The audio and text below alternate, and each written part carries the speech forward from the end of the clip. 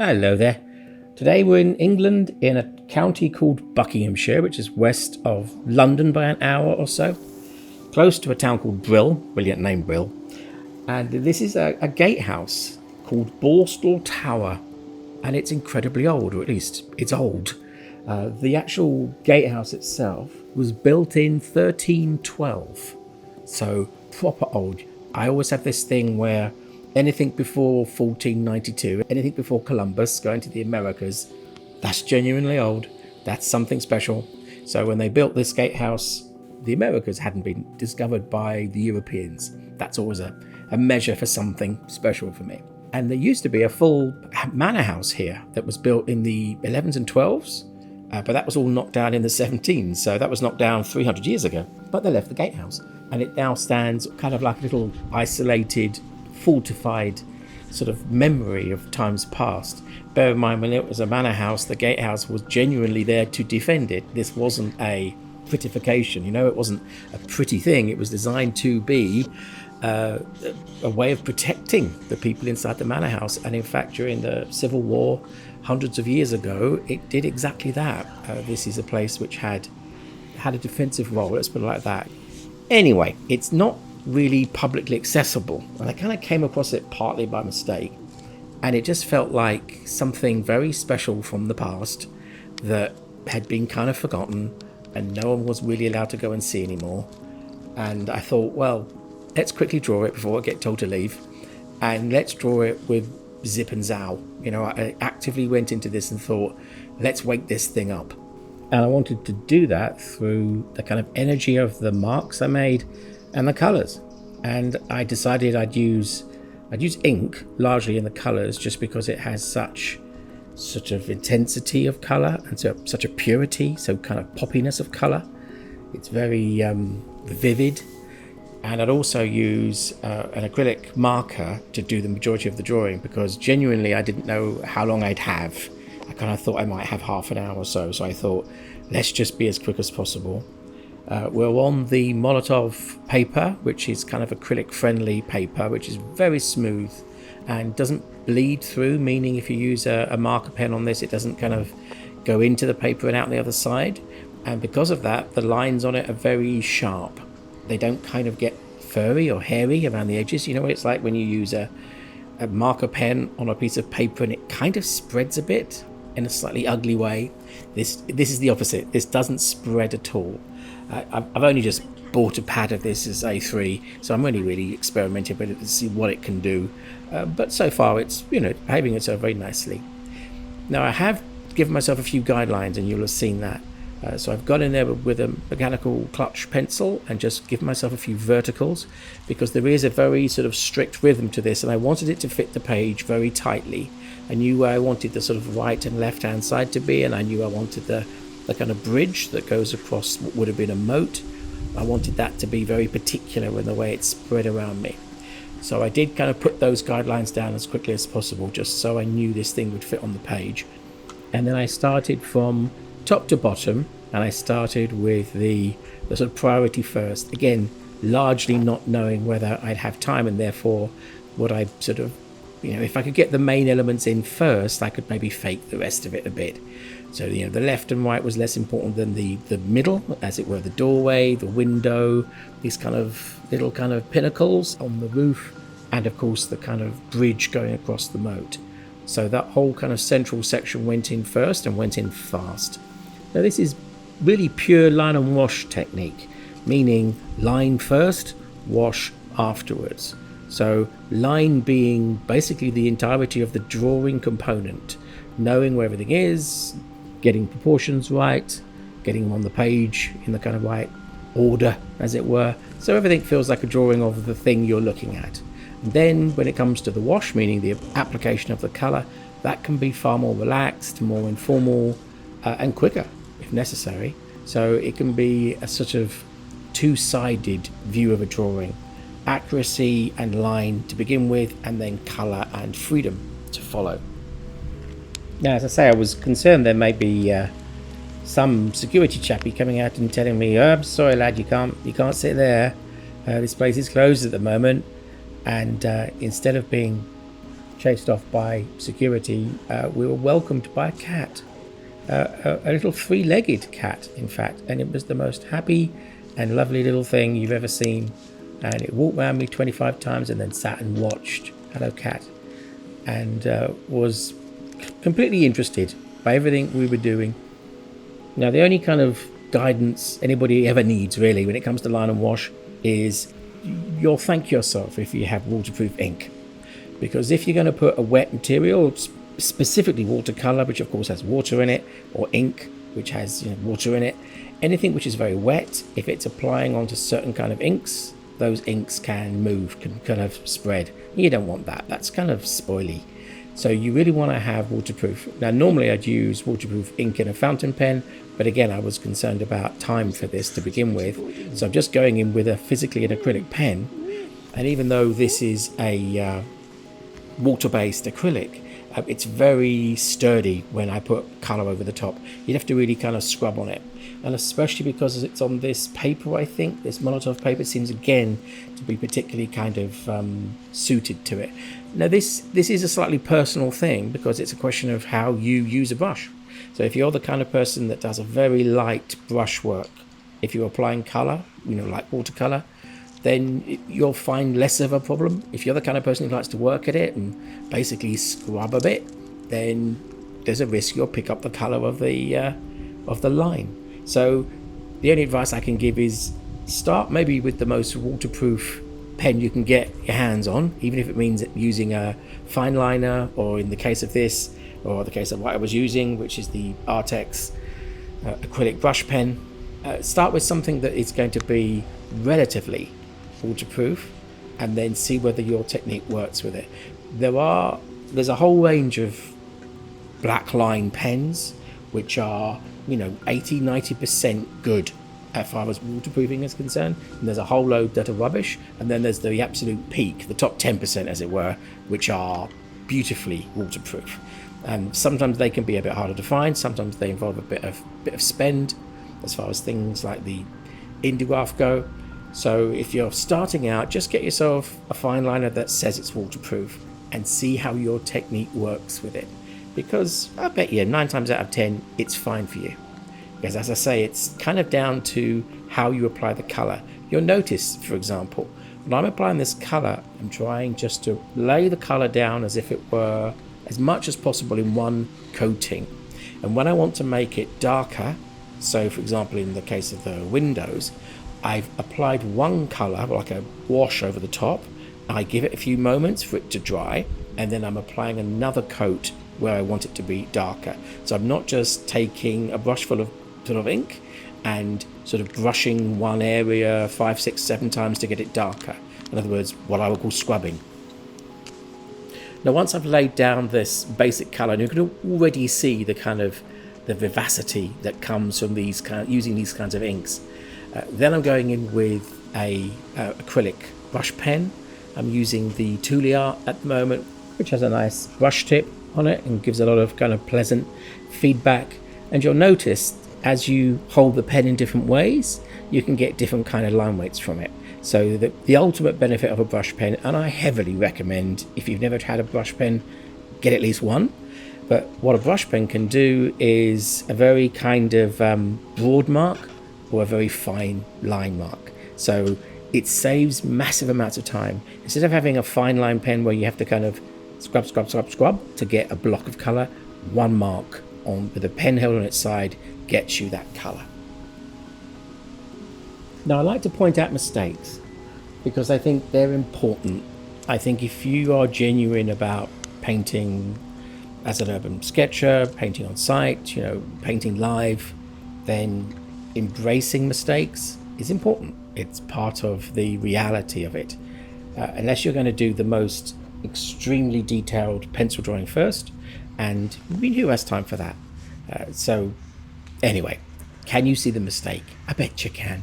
It's on the castellations, which means those little castle-y shapes on the top of the wall, right-hand tower. You'll see that when I drew the central little dip down, the castellation where sort of somebody would lean out with a bow and arrow or whatever, or crossbow probably, I've drawn the vertical lines too deeply, as if it was going further down than it really was. And immediately I drew it, I thought, no, that's wrong, that's gone too far. So I put a line in to say, no, it should have gone to here, where it is just now. And it's a waterproof pen. You know, it can't be erased. So again, as you're going through, I mean, I guess if you were starting out in this process, that kind of thing could be really disruptive. You could look at it and think, oh my God, I've made a mistake. Everyone's going to notice that mistake, and everyone's going to kind of think less of the drawing because of that mistake. Well, no one can, well, okay, I say no one. Very few people could draw something like this without making a mistake. I mean, this is 500 individual little black lines, all of which have to be in the correct relationship to each other.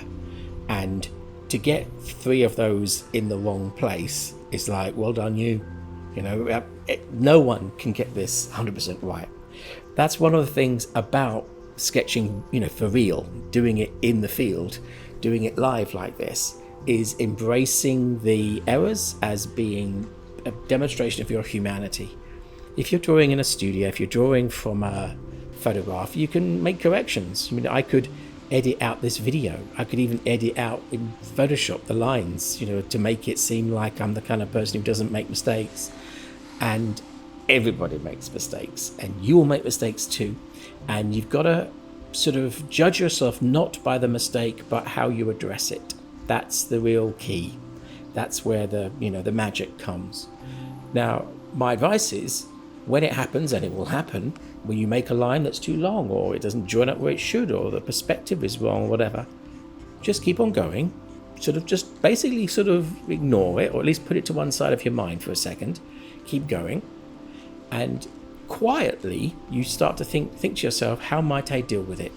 What kind of tricks or tools or marks can I implement to make this seem less obvious?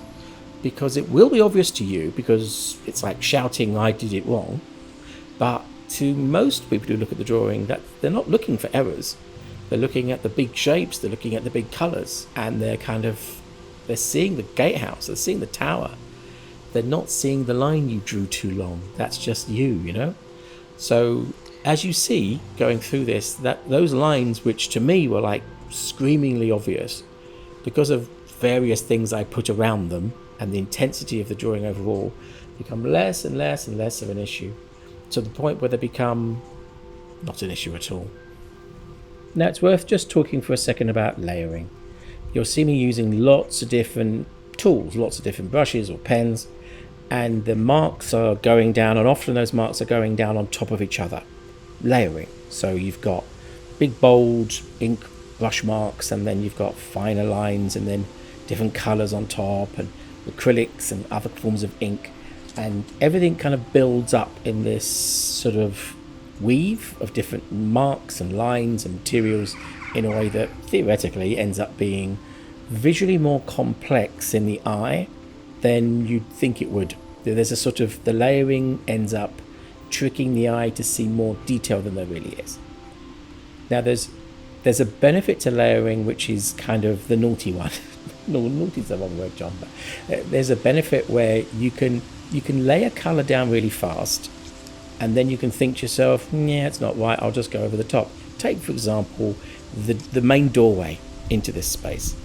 If you were to watch this back again, you would see me changing the color of that doorway, me adding shadows to it, darkening it down repeatedly, because each time I'm not really thinking to myself, let's get this right the first time. That's the benefit of the layer, is it takes the pressure off that need to get it right, because what it says is this is just the first layer.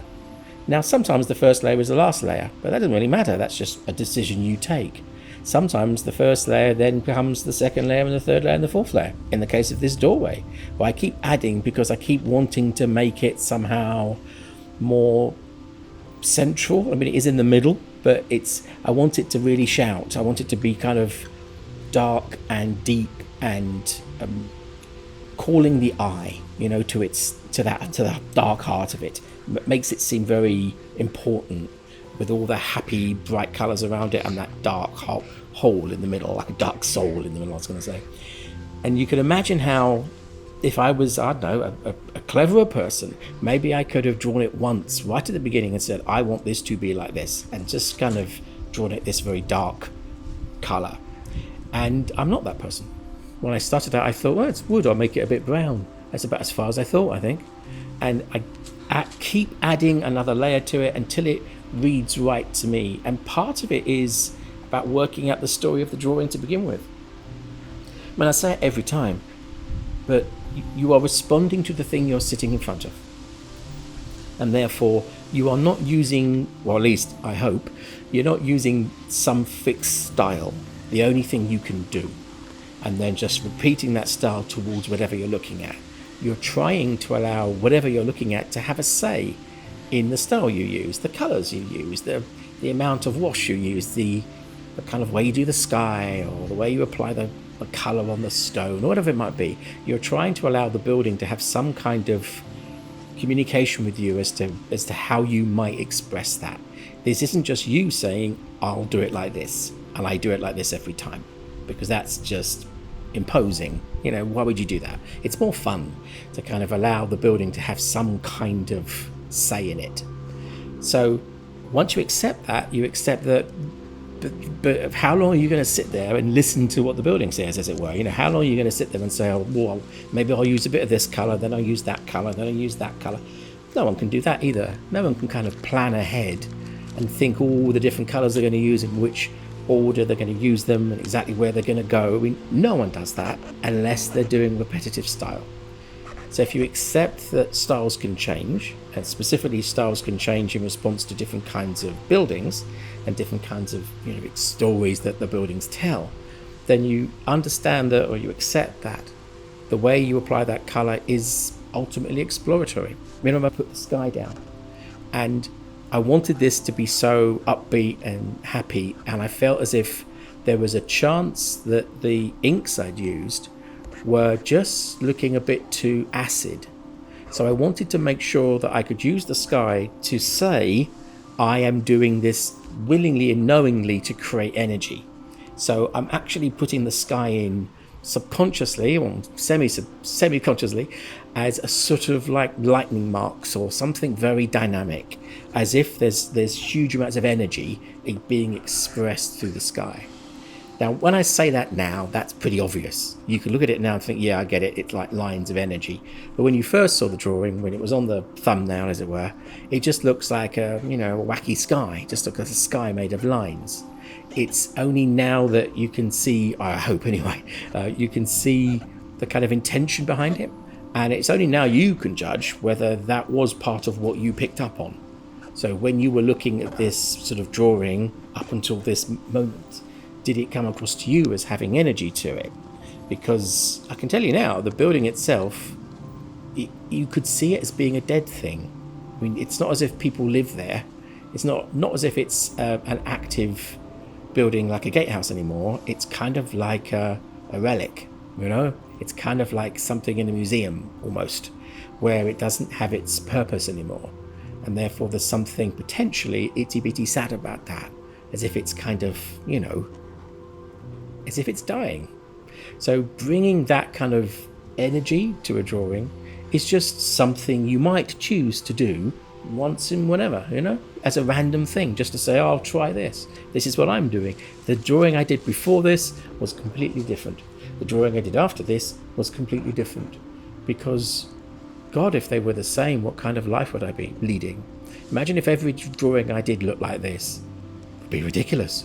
It would look like like I'm having fun. The whole point is to allow yourself to change, because you're human. And that's what humans do, It's all part of the joy of it.